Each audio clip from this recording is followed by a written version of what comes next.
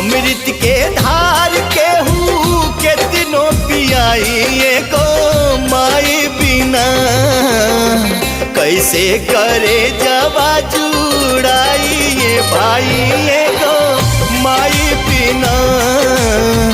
कैसे करे जवा जुड़ाई ये भाई एगो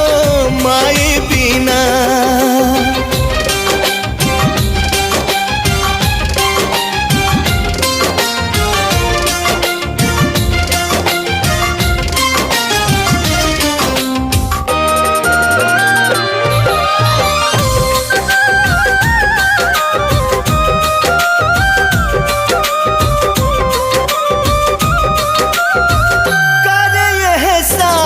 दुनिया देखावेली बोले बतियावे औरी चले भी सीख